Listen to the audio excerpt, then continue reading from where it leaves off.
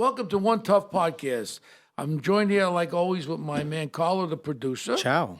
Yeah, today we're pleased to have with us Premium Pete. Pete's a man of many talents. He's a podcaster. He runs popular websites and consults for major brands. You know what that means, Carlo? Major brands means that they call him up, tell him, what do we do, Pete, to make us sell more of the shit?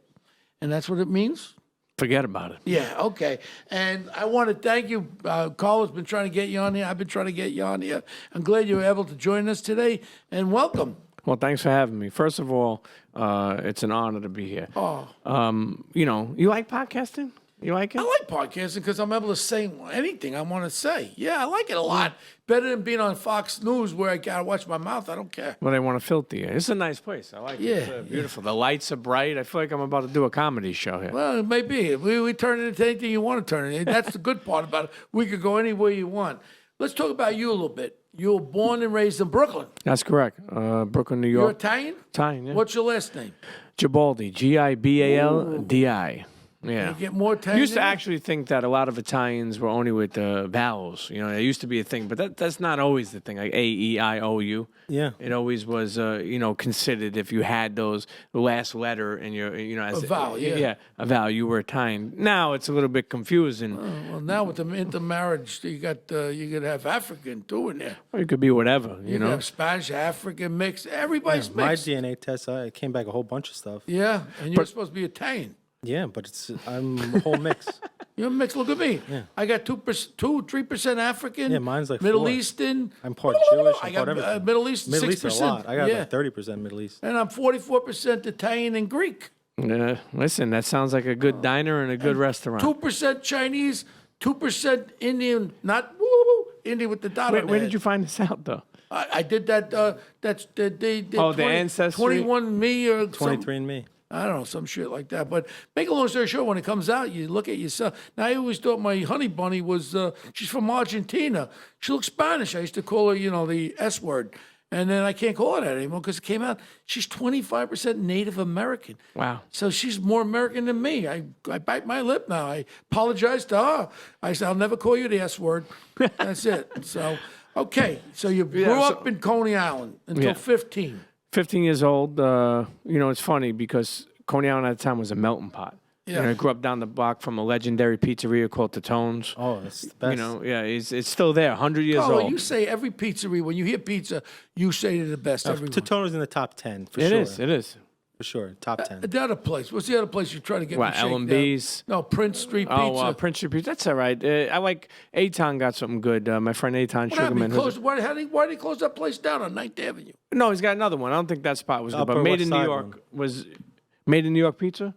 They Yeah. got a good pepperoni pizza. Prince Street is good, but the thing is, for me personally, I'm not into tourist spots. Like L&B, I grew up like 5 blocks from I L&B. remember L&B's good. It's amazing, right? But it's become a tourist spot, right? So then everybody wants to, you know what I mean? Yeah, Grimaldi's. Lombardi's. DeFara. They had a couple of problems where, Recently, where they shut down, but DeFara's, John's. Patsy's. Patsy's the Patsy's best. to That's my me, number one. I was a cop and a detective in East Harlem. So I go back into the late 60s there, right? 70s. They still got that same friggin' oven, 100 years old, and what they shovel cold. It's probably, I think there's only 4 restaurants that could use There's a grandfather actual that, yeah. cold in there. To me, Patsy's is the best of all. But the only problem is you got to eat it in there. You take it home, the friggin' mozzarella rolls off the friggin' in the box. The mozzarella's on the side of the box, it's off the pizza. Because when they put it in the box, it's so hot, the mozzarella ain't stabilized yet. And that's what happens. You ever get that problem? I always eat it there. Yeah, And I always you wait have for to eat fresh pie. So let's talk about you now. You then grew up in Bensonhurst. Mm-hmm. All the Gombardis were there. You had the influence of the organized crime characters. Mob infested. And you had the hard work in the town. We're not all mob infested. It's like, you know what it's like? I always say, like, even with my own life, you have good Italians, hard work. There's a lot of successful Italians. Absolutely. And a lot of corporate heads of major corporations. So it ain't all the mob guys. And look, they chose to go that way. And look, the end result isn't that good. Yeah. There's not too many guys that ended up pretty good after their life was over. A lot of them ended up not in good shape. So it's not a glamour. It might be glamorous for that time you're there on, if you're lasting for 2-3 years, you're rocking and rolling, but they're coming. And the worst is more friggin' rats. The cheese is everywhere. Everyone's a friggin' rat now. So Sure. if you trust somebody, the guy who's going to turn you in is your best friend. So Well, think about it too. Gotti's reign was only about 5 years. that's all it was, yeah. So you think about the glamour, 5 it was. He was in jail. He came Yeah, out of wait. jail, I think, in '85, and they whacked Castellano, Castellano, and he pumped himself up. But they tried 91, I think they were done. No, but they went after him Yeah, in yeah. 88, 89, 90, and then Popsy Dopsy.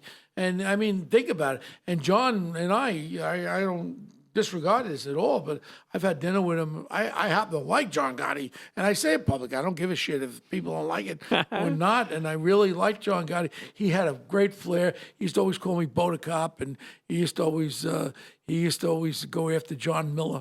John Miller was a reporter, and he goes, John, you're getting a little out of line now. But he just had a way about him. It was so super cool. That's what you looked at. And what happens is all the old time wise guys didn't like all that flair because it brought too much attention. Teflon John, Teflon. And then my friend Jim Fox ends up going after him. It's just funny. I'm having dinner with Jim Fox, the assistant director, that ends up locking up John Gotti. And he knew I grew up with him, but we never had any business. And then his daughter, Vicky, was Victoria. my friend Victoria. And I have Jim Fox sitting next to Victoria at a Congress of Racial Equality dinner, front table, and this is John Gotti's daughter, and you have Jim Fox sitting there. Then I'm up in Rayo's. I have Bloomberg. Rayos, I need to get into Rayos. You got to talk to Carlo. He Okay, controls the Carlo, listen, I've been trying to get in Rayos for a while. I get in a lot of spots, but not Rayos. Hey, it's a little I may have to speak to somebody. Little hard, yeah, but I have the original table. Really? The original table since '77. Frankie gave me, God rest his soul. And I think people like me, Warren Buffett, Bill Gates, what's that, a potato head? Some of the Redstone, he's brain dead now. But I used to think they all liked me. Potato head. Yeah, I do. I used to think they liked me. Hey, Bo, how you doing? All they want to do is come up to Rayos because they knew I had table 1. My table's right in the front. You still have the table? I have the original table since '77. The big table. I had it made for 10. In the front, first class. Everyone in the back tables, they were in fucking steerage. Leave them in the back. You know what steerage is? Like on a ship underneath. In the Remember basement? the Titanic? Remember the kid there, Leonardo? He was in steerage. We're in first class. Nice. Nice. I like that. I like this guy, Bo. He's a good fellow. Okay. Now, you have a lot of friends in Bensonhurst, right? Yeah. I grew up. I moved there, like I said, when I was about 15. I moved from Coney Island to Bensonhurst. It was an eye opener for me, and I say mob infested, but it was. It was a lot of mob. I remember being a kid having a paperboy route, and then also turning around and washing cars for different mobsters. Yeah. For $200. I had that Cadillac Emblem, which was prestigious, shining. Yeah. And it was special for me too. I was also into sneakers They were at that good time. tippers, too. Oh yeah, very good. If it was clean, even if they always had to have they always had to have this in their pocket, right? They always had to have this a knot. with the hundreds in there Yeah. with the rubber band. And you know what? That was part of the game. They took care of the little people. Yeah. And I remember that growing up. Everybody used to. I don't know if it was hundreds then because it was back in the '60s. but Maybe they it was always- 20s. Yeah, we always took care of the people. So now you got in trouble when you were younger? Yeah, I got in trouble on and off, but growing up, I worked in Wall Street. I was Were trying. you in one of those pump and dump joints? No. I wasn't in no, fucking Enron or what's this called? Jordan Boiler Belfort. room. No, shit. Jordan Belfort. You know Oh what? yeah, film? even Oakland, Stratton, Oakland. Stratton Oakland. Yeah, that was like in Long Island though. I think. Yeah, so you could have driven over there. Nah, I never really went to Long Island. It's too far. I had a girl one time from Mineola that I used to visit out there. It was like fucking Was it worth it? exit. She was all right. God. You know what I mean? But just messing around, just growing up. It's funny. I tell people this sometimes. It was hard to stay out of trouble the way I grew up in Brooklyn. And some people say, that never get in trouble. They wonder, why is it hard to stay out of trouble? And I just remember, always being involved in graffiti and wanted to hang out on the corner and he just found trouble, man. And I wound up, a couple of times I would get brought home, but I was young, so the cops, will let me go, as long as my mother said something. Well, when the cops brought me home, never brought me home because the only time I went home with my interaction with this big Irish cop, we were in the park. It was dark. I was sitting on the bench. He hit me with the nightstick. I still got my bone in my knee. It's got a crease in it from hit me. I limped home. Worst thing I did was I admitted to my father. He said, "What happened to you?" He was born in Germany. My mother's Sicilian, born in Sicily. Nice. But That's where I'm from. But the Nazi guy used to beat the living shit out of me just normal. If I looked at him wrong, he used to call me a little fucking guinea. And I didn't know what that meant when I was little. And as he would beat me up, he'd call me that. And I never realized what that meant. I guess I looked Italian. Yeah. But to this day, my father's my biggest influence because he beat the living shit, kept me straight, kept me away from Gotti and Scopo and all that. Sure. Kept me in the right direction. Otherwise, I would have been part of them. I'd be dead now. Because if I became a hitman, I would have been the best hitman. I would have been dead or doing life in jail. Because whatever I do, I would do the best. So if I was a wise guy, I would have worked my way up. I would have whacked more people. I would have worked my way up. Maybe I would have got whacked. So sometimes your life goes in mysterious directions. I went in the right way, I really believe, not going that way. Sure. But I have the respect from all that side because I never got involved with that as a cop. I only worked in the African-American, Hispanic neighborhoods where the crime was really high and protected the people on the street. Now, when you're growing up, how'd you get involved with the drug shit? Was it the money? Just, fast money, you know, it was easy. You know, you grew up, I was around so many different people. So I was around mobsters, I was around regular street kids, I was around regular guys that worked. So, you know, like you say, there was people that, you know, went straight edge and when there's people who just were either bound to die. For me, just getting caught up with stuff like that was a quick money. Quick money for some, you know, that's one thing I'm so glad now as I'm in my 40s. When I was younger, you know, it was like all I cared about was the flash. And I realized, I always tell this about people, we rather look good than be good. Like, you know, like you rather have like a nice chain on, a watch, and then, but meanwhile, maybe like your rent is not paid or your mortgage, you know what I mean? It's like a lot of people rather nice look new good. car, Yeah. but don't have money to They all go. live at their mom's, you know? Californians, like I go out to L.A., every shitbird out there has got a leased car, fancy-ass car, but when the bill comes for the friggin' dinner, they're like fucking alligator arms. Like, Sure. And I pick up all the checks. I think all of Los Angeles waits for Bo to come to L.A. to friggin' eat dinner. And I What mean, do you eat? What are you eating, by the way? I like Maestros. I like Maestros. There are a few What's your joints. favorite dish? Uh, Not from that place. In general, what's your go-to dish? You know what? I'm very ambidextrous. I've been into this Greek shit lately with the fresh fish, with the tomatoes, the Greek salad, and with the with the octopusy and all that shit. I like that. That's one of my. It's been my favorite. Like Milos is a favorite of mine too. And I don't know, but I like a steak now and then. Not that much of steak, but then I also like to try that. I like sushi. I like all that sushi shit too. Blue Ribbon? You ever go to Blue Ribbon Sushi? No, where's That's that? because there's one on like 58, I think, and there's one downtown. Well, there's a Japonica. Sugarfish? Japonica is a sleeper. Japonica is down University, off of 14th Street. You can't make a reservation. You got to get there early at 5:30. You get in there. Best sushi in the world. I'm telling you. They give the freshest with the toro, it melts in your mouth and shit like that. I shouldn't even talk about it because there'll be more people going there. But Japonica is the sleeper of New York sushi restaurant, and it's been around a long, long time. And then my friends own the Sushi Sushi Shama. The sergeant owns it. The kid that owns it has one in Miami. And I like my friend there, Robert De Niro's place there on 57th Street. Noble. 57. Yeah, with Drew Newport. Did we ever have him on our show? No, Drew? he hasn't been on yet. He lost a lot of weight. Bring him on. He can fit now. So You gotta have De Niro on. Yeah, But yeah, I got caught up with the, just trying to make fast money, and got caught up, and I was in between trying to figure out life. For me, it was honestly, it was very, very scary, to figure out like what I wanted to do. I had a kid at a young age, and it was like life changing for me. Like I knew I had to wake up. How old were you when you had your child? 21. Oh, you were a child yourself, yeah. So she's older now, and I'll be honest. You didn't spend as much time as you wished with her growing up. They grew up so damn fast, and you say, you know what? I was absentee a lot of the time. Well, and plus too, when she was 2 years old, me and her mother separated. I'm not gonna bash her. Things just didn't work out. We were too young, and that, to be honest with you, it's not the way I ever wanted to raise my kid. I always say, like, I want people to stay together, but if it doesn't work, do what's right for the kid, because Don't argue back. it's tough. It's tough raising a kid separately. Like, imagine like you're in the house and you're raising a kid, and then you're outside raising a kid. It's not the same. You know what I mean? You don't see them all the time. My daughter went through a divorce. I have a little grandson, and the father there is. I don't know. I tried to talk to him, but I like. Would you give him a little? No, he wanted me to do that, but I wouldn't do that. Allegedly. Yeah, but the thing is that like she's so broken up over it.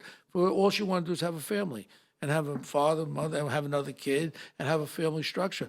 And that to her was the most important thing. It wasn't him, but now she has to learn to live with the fact that he's there. He has a right to the baby too. The kid gets pulled this side, that side. But one good thing, the father has a great mother.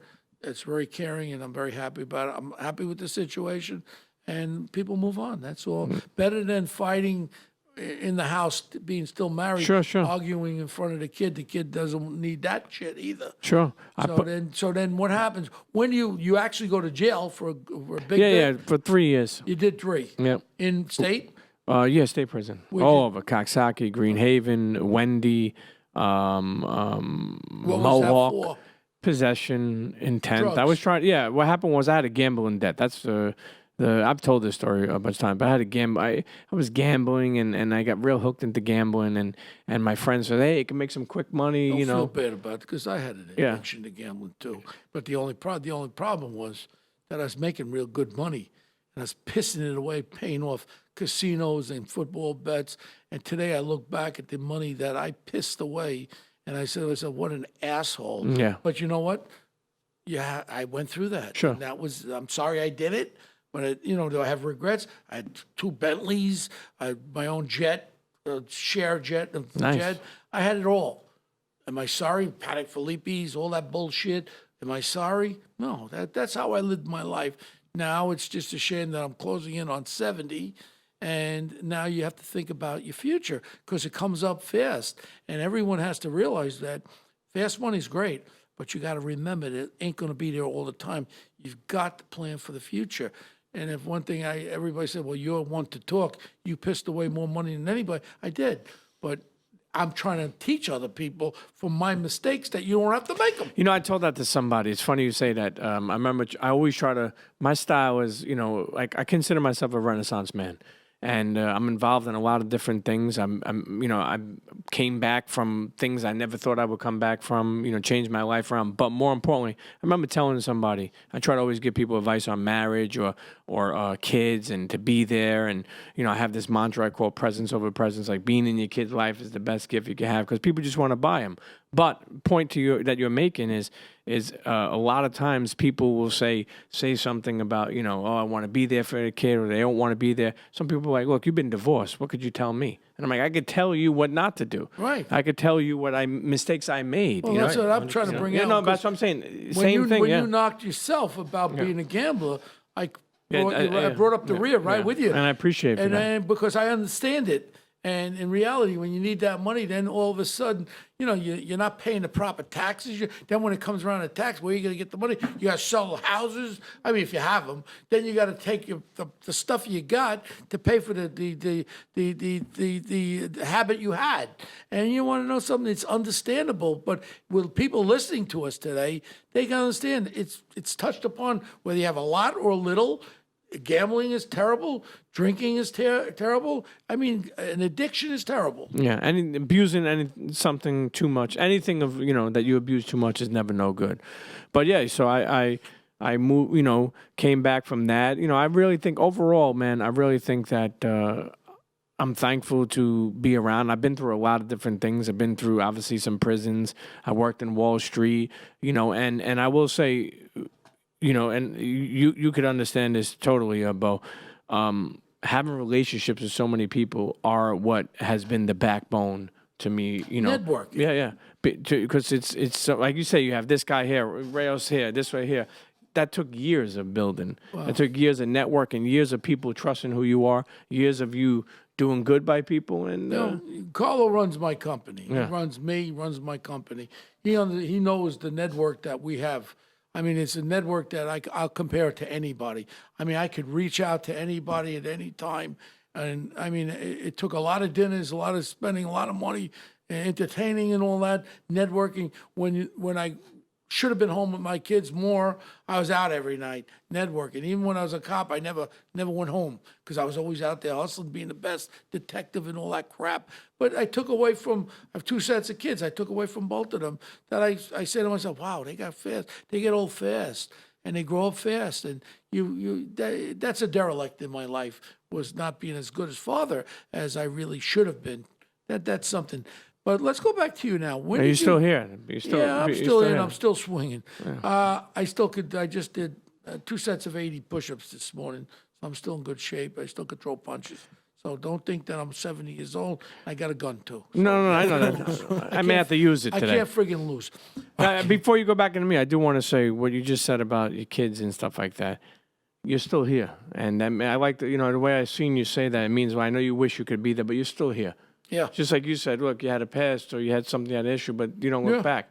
You're still here, Go do something stupid next month. I don't know. Yeah. Make an Aruba trip.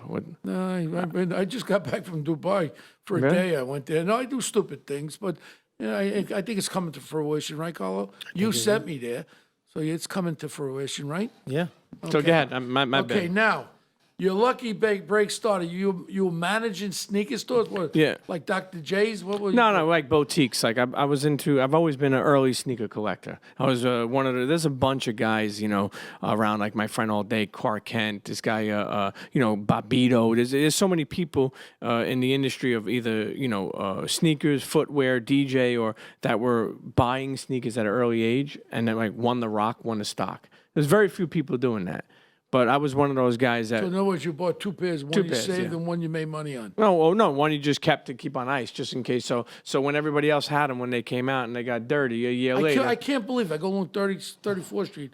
Our office is right here, One Sure. Plaza. I see these people halfway down the block on these sneakers. Waiting online, right? Online. What the hell is that? And then you wait so long, you don't even want to wear them. Like you wear them twice. Well, people want to sell them too. Here's the fucking stupid shit with that. I don't knock anybody's hustle. Do whatever you want. But when you're staying outside for 2 days for sneakers and sleeping over, right? You think about how much does a sneaker cost to buy? Okay, it costs $200. Okay, how much could you get for it? It costs $800. So $600, and then go by the hours that you stayed out there for 2 hours, like you worked for fucking $8 an hour.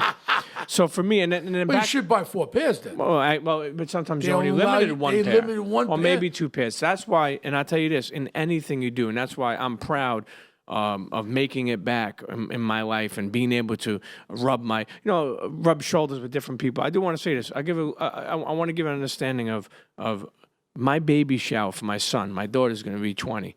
My baby shower, my son's 4. I pressed the reset button. Carl Banks, my friend Just Blaze was a legendary producer.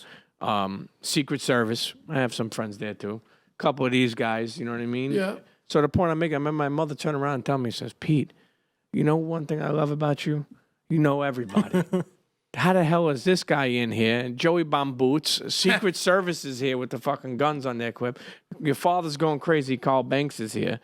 And when she said that, I really realized that, wow, it's like I've always kept myself in a lot of rooms. I've always been someone that, never just like closed mind, never was just one person. I remember somebody told me years ago, hey, you're Premium Pete.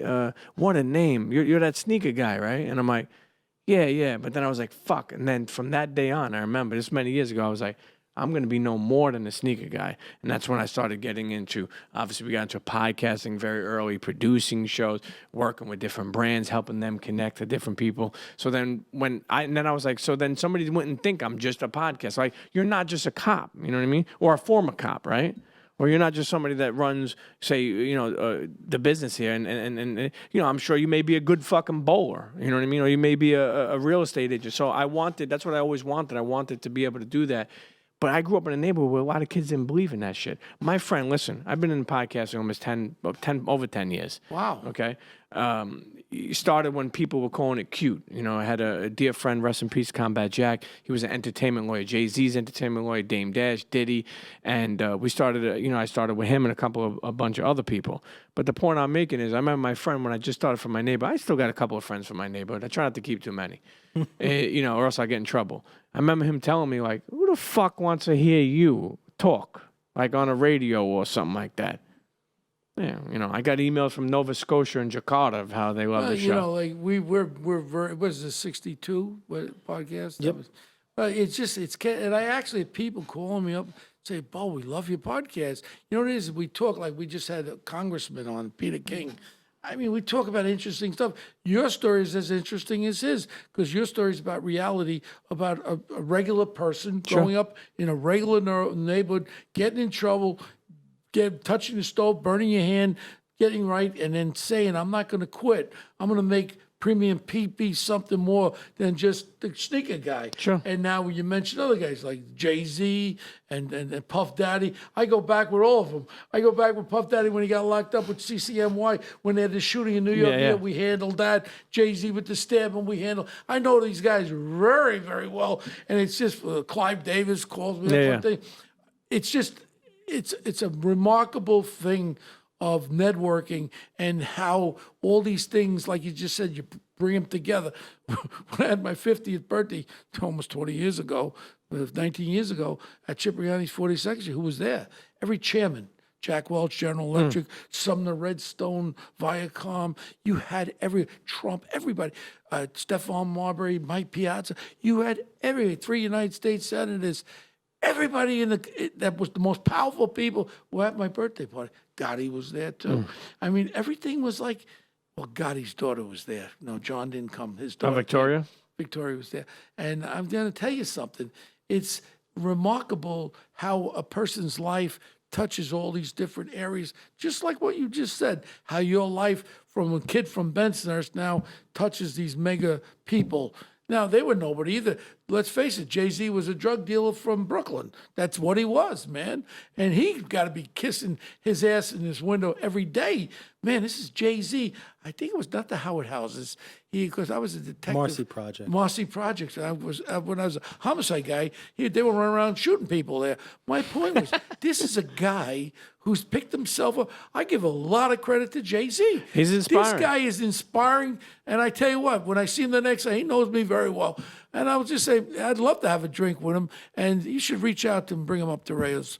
And you know what? I'd like to say, you know what? You're some cool motherfucker. That's all. From being a drug dealing punk ass bitch from Marcy Houses, now you're the man.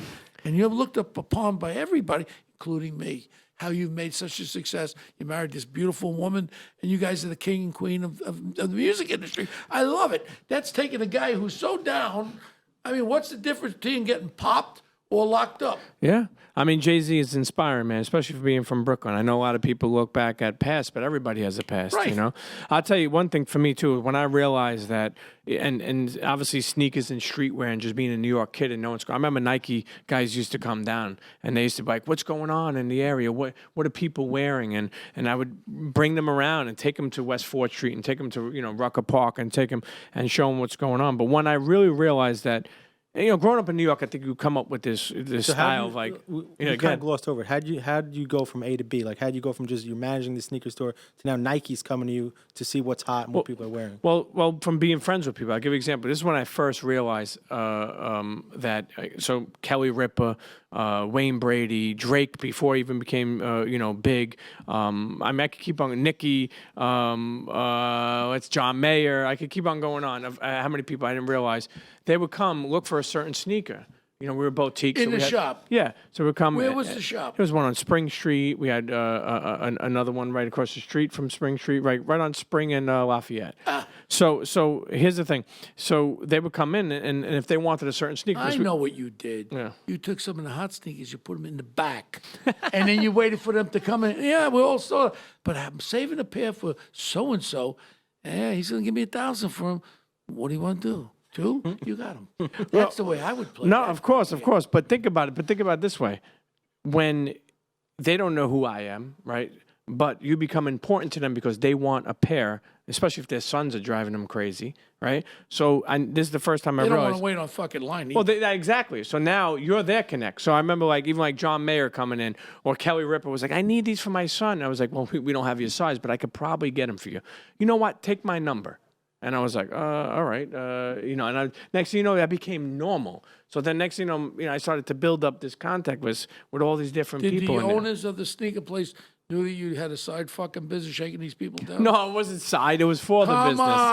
Come on. Come on. Statute of limitations over. No. Come on. No, I'm dead serious. So if you got 2,000 for a pair and there only 1,000, you didn't put the other 1,000 in your pocket? No.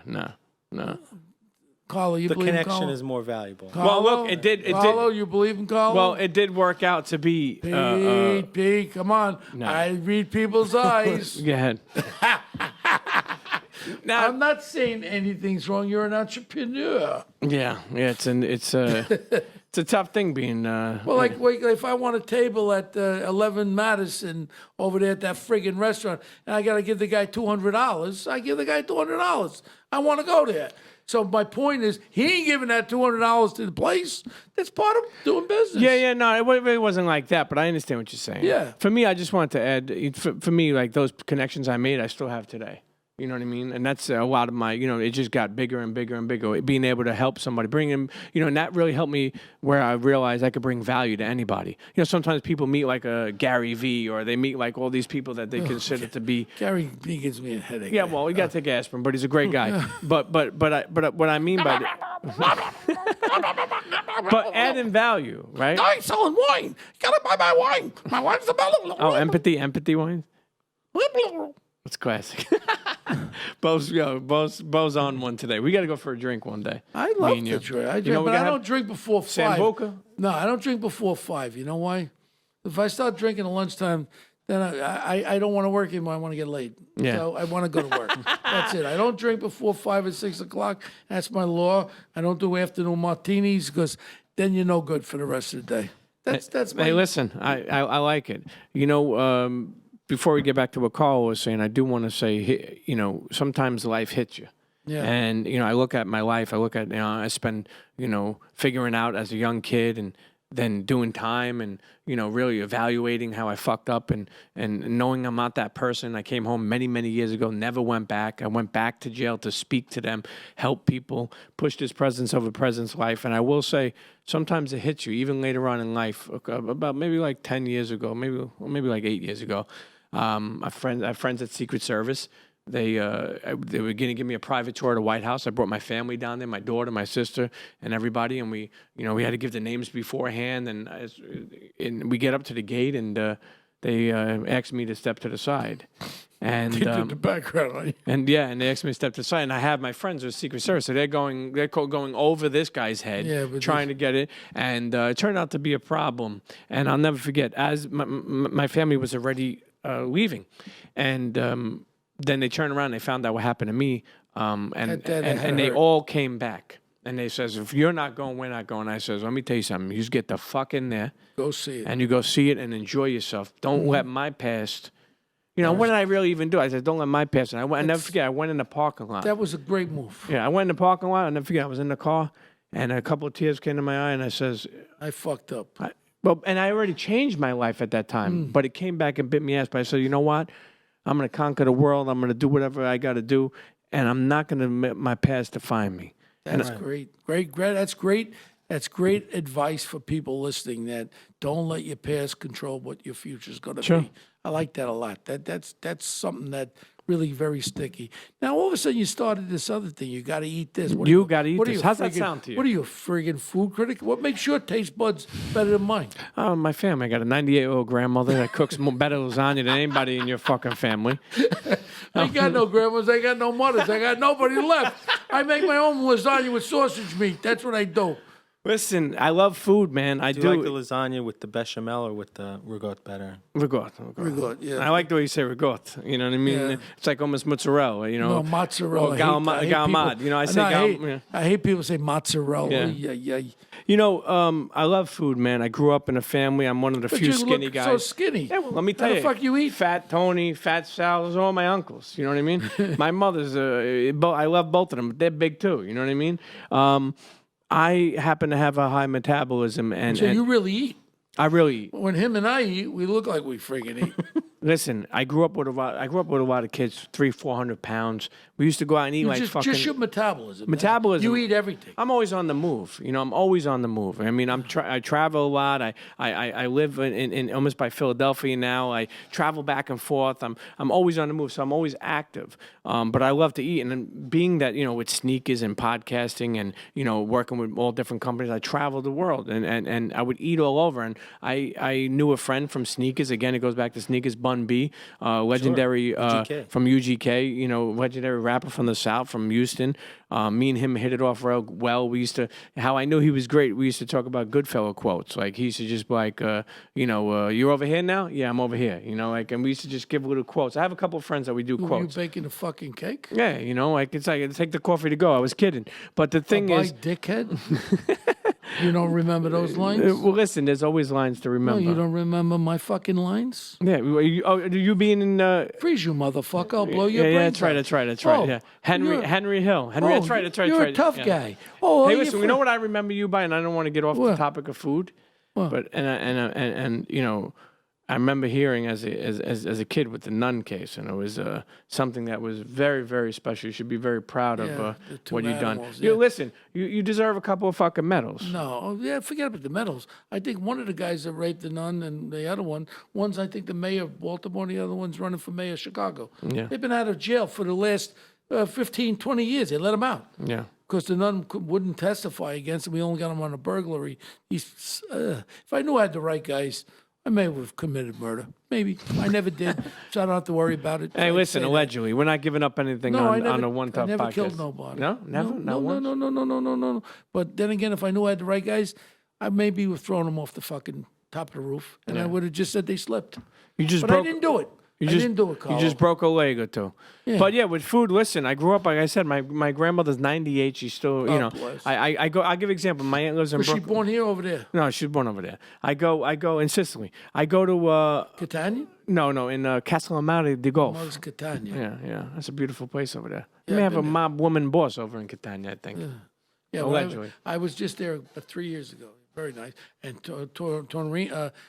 what's that place high up in Sicily? Taormina. Taormina. Yeah. Beautiful. Taormina's beautiful. Yeah, so go ahead. No, so you just That's love why food. you like food. So we started a website. I mean, I don't even think people care about websites anymore. But at that time, we started a website, and we wanted to let people know, like, you got to eat this. Was like, you got to eat this. Like, you got to letting people know this is where you got to go. This is you, and then you got to eat this approved. So, we did that. The social became a big thing. We kind of became almost working with different companies. We worked with Oreo, we worked with Sriracha, we worked with Sweet Baby Ray's, we worked with Dave and Buster's, and we work with tons of people. And now, we just recently partnered with my friend Mark Zablo, and he has a Cogent marketing.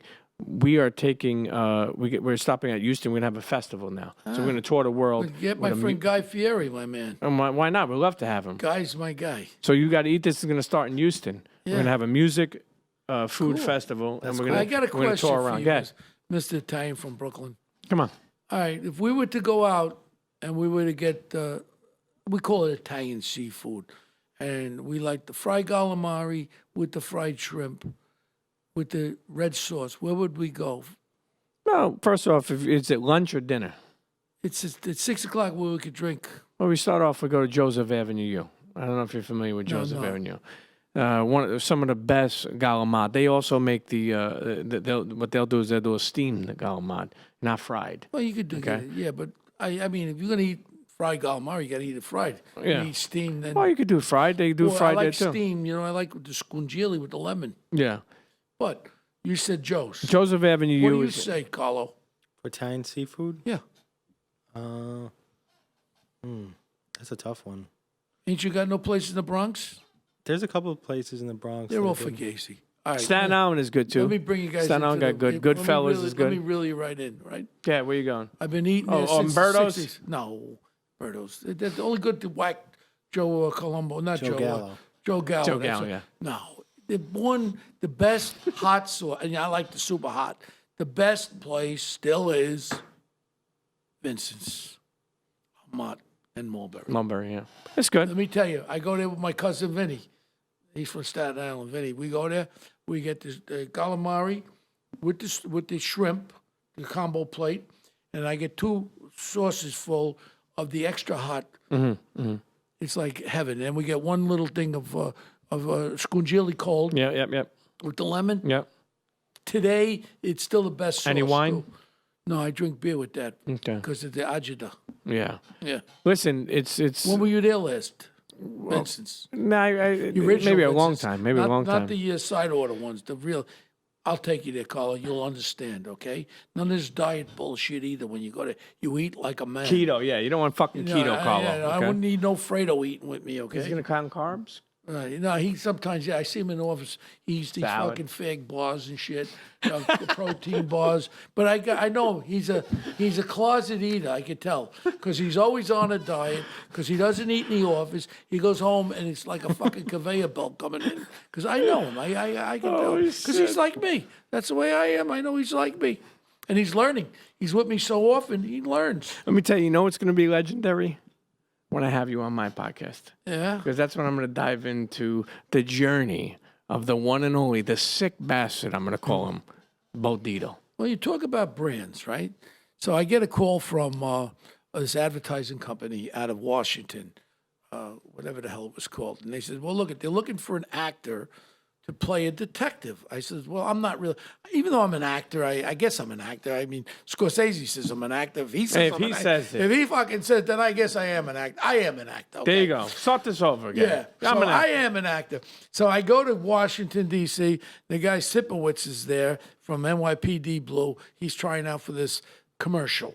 It's for Arby's roast beef sandwich. Now, the only contact I had with Arby's roast beef was I remember in 1969 flying to my sister's house, God rest her soul, in California, and her husband taking me out for an Arby's roast beef sandwich. They dipped the bun in the gravy, and it's thin sliced roast beef. And I remembered from the 69, I hadn't had one since 69. Now, this is about 8 years ago. So now I'm there, and they said they wanted a detective to find out about what's that sandwich company? Subway. They were going after Subway. So now they asked me for the part. I said, well, you got these great actors. I said, I'm a real detective. We want a real detective. I get the deal.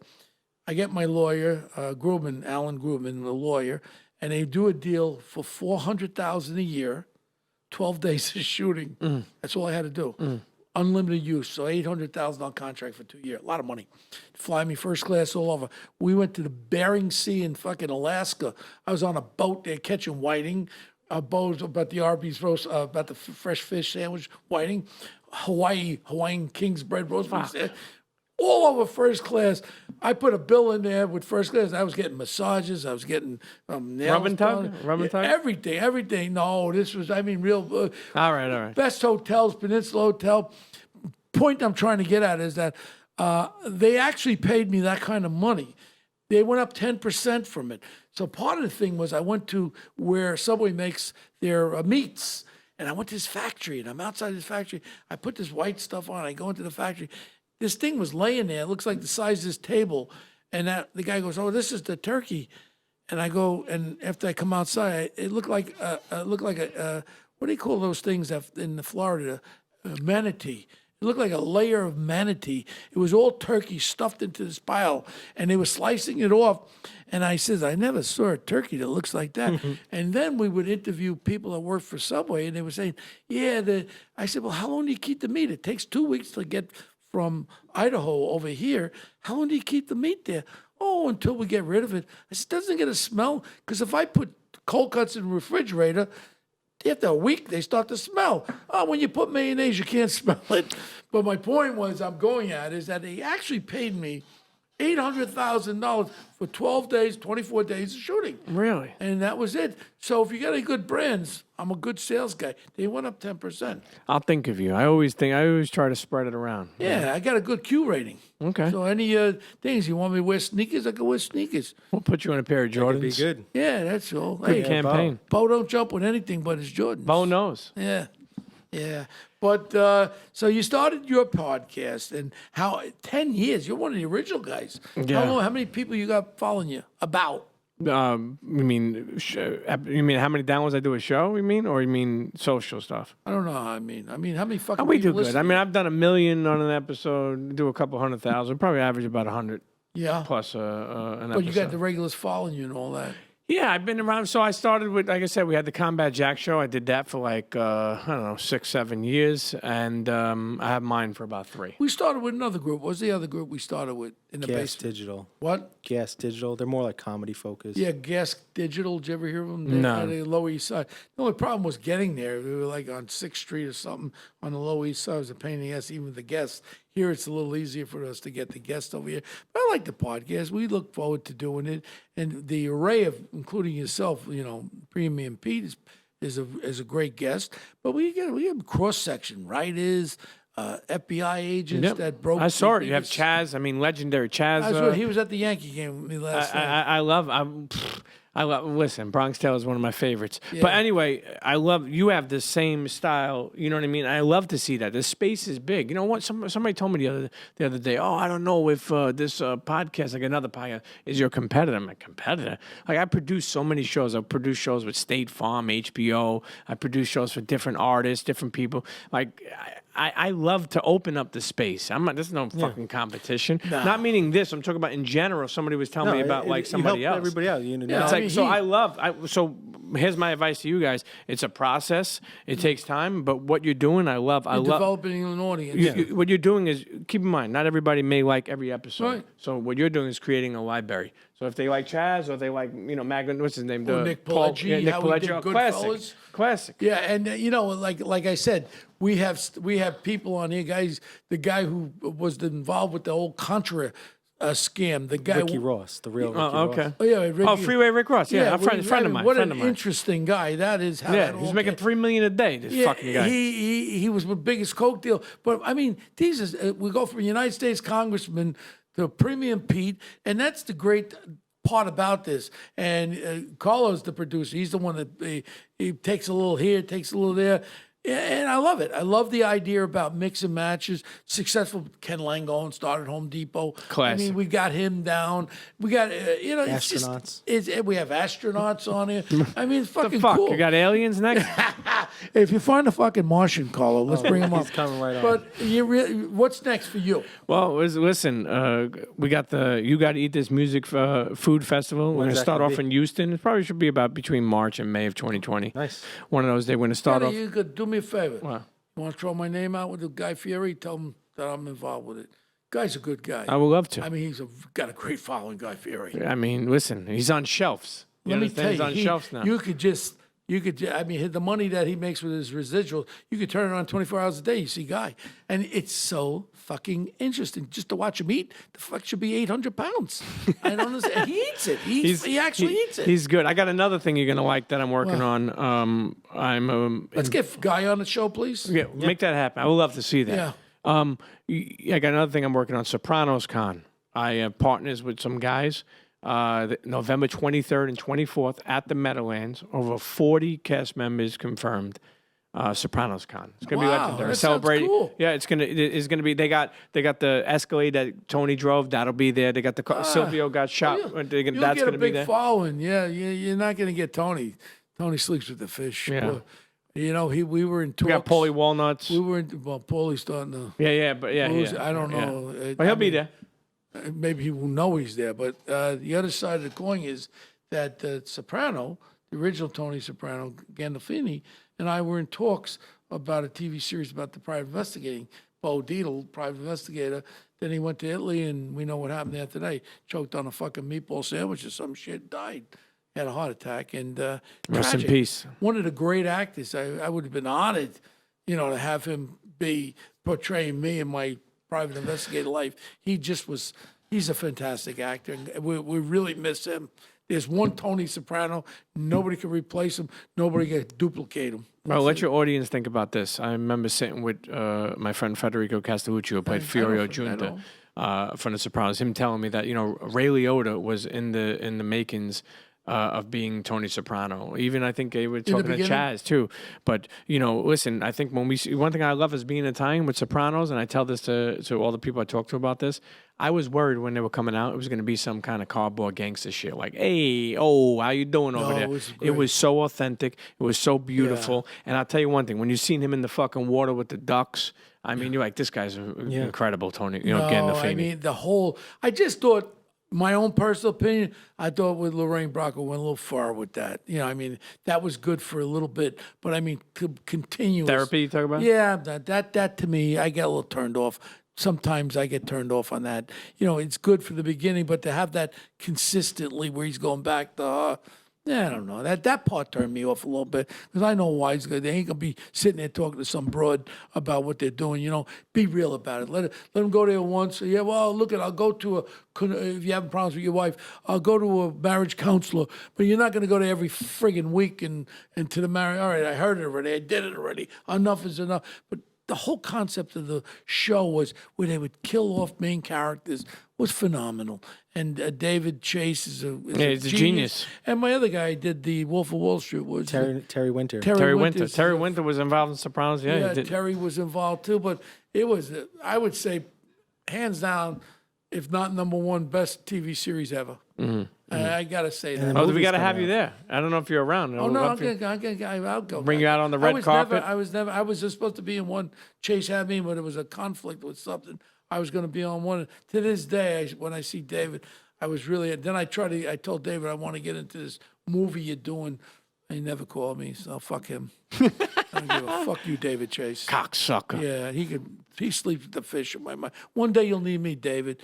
You know what, David? There's no chair for you at Rails with me on table one. What if they come with a sequel to the movie? Maybe you'll sit and stare at. Hey, listen. In the beginning of this podcast, I had a great time. Thanks for having me. We talked about Rayos. Yeah. Did I earn myself a seat yet? I don't know. We got all right, then. Motherfucker. This comes before a board. There's a board. He's got to go in front of the commission. Yeah, there is a table committee, and I'm ahead of it. Okay. Yeah. Up on top. Up top. Well, listen to me. What we do every week is we do Punk of the Week. Punk of the Week means there's a situation, something that's really bothering you. So we ask you, what's your Punk of the Week? Something that's bothering you this week. Carl, do you go or it's only the guest? I go. Okay. And I'll do a sneaker-related one. Okay, good. I wanted to order new Adidas sneakers for the fall, and they got lost in shipping. Now they have to send me a new one, so I'm pissed off at Adidas. It's going to take another Where'd you week. order them from? I ordered them from directly the website. Oh, Adidas.com. Yeah. Tough shit. Order them again.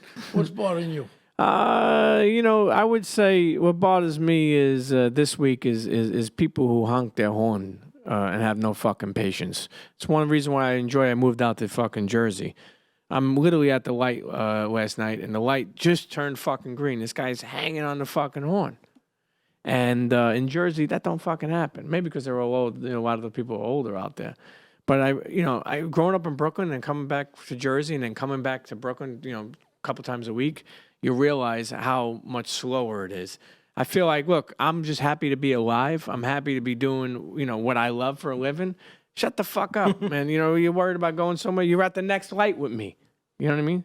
So that would be my Punk of the Week. But lay off the fucking horn. You know what you learn? What? Avoid the confrontation. Yeah. I know. I'm like that. I don't get no courage. You can't. Last time that happened to me, I pulled up a light. I was living over by Ozone Park, Howard Beach. I pulled across Bay at 2 o'clock in the morning. I was out drinking, and I had a fucking headache as it was.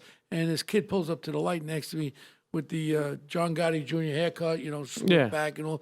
And I look at him. He goes, "What the fuck are you looking at?" I go, "I mean, looking at nothing." I said, "You got a problem?" He goes, "Pull your car over. Pull your car." Oh, okay. So I pull my car over. Comes out with a baseball bat. Wow. I reach around my 9, and I look at him. I said, well, what are you going to do with that? "Oh, no, man, I don't want no problem." But just shows you. He's ready to rack my brains out with a bat over nothing. Over nothing, yeah. And he's my punk of the week. Yeah. If he's still alive, because he might have done that to the wrong guy, and then he might have been a body that was found on the roadway. Yeah. And that's what it's all about. To the punks of the week are people who have confrontations. I agree with you. With your car, it's not worth it. It's not worth it. You drive on, okay, smile, wave, and that's it. Not pull over. No, I don't want to pull over. That's it. You just drive away and live for another day. We want to thank you very, very much. Thank you. Pete. Now, how do people get in contact with you? At Premium Pete on Twitter, Instagram. They could check out the Premium Pete Show. It's available like anywhere, all platforms. You know, I try to really just document people's lives, and you know, if anybody listens, I'm sure you'll find something you like. You know, and yeah, like I said, I got You Gotta Eat This has been around. It shows you some of the best places to eat all around the world. You can check it out on Instagram or the website. And we got a festival coming. And again, Sopranos Con, I hope to have both of you guys there November 23rd Lock and it in. 24th Lock it at in. the motherfucking Meadowlands. Carlo? All right. Thanks very much to Premium Pete for being here. We learned an important lesson: never bring a bat to a gunfight. From Bo, the punk of the week. So definitely check out Premium Pete's podcast. I listen to it all the time. It's a great show.